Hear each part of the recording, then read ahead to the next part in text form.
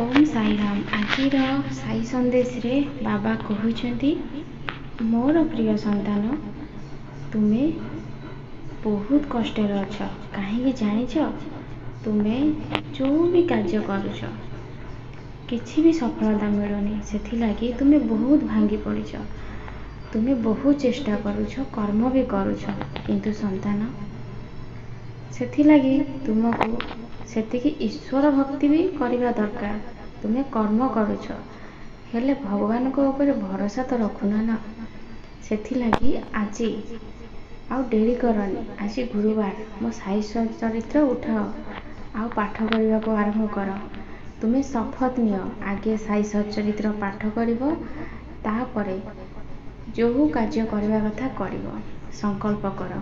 देखिवो जो काम रे तुमे विफलता अर्जन करुछ तुमको सही काम रे सफलता मिलिवो। केबे भी तुम बाबांकर ए कथा को भूलिबनी संतान। तुमको निश्चय भल चाकरी मिलिवो। मो कथा ऊपर भरोसा रख। तुमे साई चरित्र पाठ कले तुमको किछि पैसा खर्च करने को पड़िबनी। तुमे लोकों कथार पढ़ी भूल बसत एठी सेठी कौन पाई जाउछ। मु तो तुमको कहूची तुमे साई चरित्र उठाओ आ विश्वास रे पाठ कर। तुम्हारा समस्त कार्य मु करेदेवी। तुमे कहारी पाखक जाओनी कि पैसा खर्च करनी। हाँ मोर साई एकादश बाणी रे बहुत शक्ति अच्छी। तुमे भल सुंदर अक्षर करके मो साई एकादश वचन को लिखि दियो आउ गोटे कागज रे तुमे गोटे घरे गोटे कांथरे टंगे दब। आउ देखिवो जेतेबेले तुमे सकाळ उठिबो तुम आखि सहीटी पड़ुथिबो आउ तुमर मन भी पड़ी जीवो। तुमे सबु बेले एकादश वचन को भी पाठ करिवो। तुमे समस्त कार्य रे सफलता अर्जन करिवो।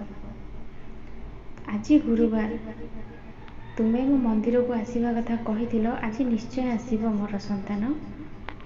आ तुम बाड़ी रे तो बहुत गोलाप फूल फुटुची।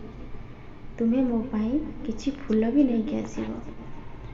तुम ऊपर बहुत प्रसन्न अच्छी बहुत खुशी अच्छी कहीं ना मोर संतान तुमे कर्म करुछ सेथिलागी आ तुम कर्मर फल मु तुमको निश्चय देवी। तुमको निश्चय चाकरी मिलिबो भल चाकरी भी मिलिबो किंतु तुमे तुमर कर्म तो करुछ किंतु मु एबे जहा कहिली मो साई चरित्र पाठ कर एकादश वचन पाठ कर निष्ठार सहित 43 दिन पर्यंत पाठ कर। ता भितरे तुमको निश्चय चाकरी मिल जिवो। तुमे केबे भी कार्य असफल हबनी। मु सबु बेले मो संतान मानक संगे अच्छी। मु एई संदेश माध्यम रे सबु बेले कहूची मु सबु बेले तुम सहित अच्छी। तुमको देखुची तुमे कौन करुछ कौन करुना कोटा ठीक करुछ आ कोटा भूल करुछ। सेथिलागी तुमे व्यस्त हुअनी। तुमर समस्त कार्य भल अच्छी।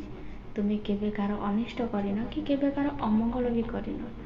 सेथिलागी तुमर कार्य हबारे केबे भी अवहेला हेबनी। बहुत जल्दी तुमर मनस्कामना पूर्ण होबाकू जाउची। तुमे बहुत खुशी रे रहइबो। मु तुम सहित अच्छी। काली तुमे जो जगह को जाइथिलो सेठी भी तुम कार्य हेलानी बोलिकी सेथिरे भी तुमे बहुत मन कष्ट करुछ। मन कष्ट करनी संतान तुमर निश्चय मंगल हेबो।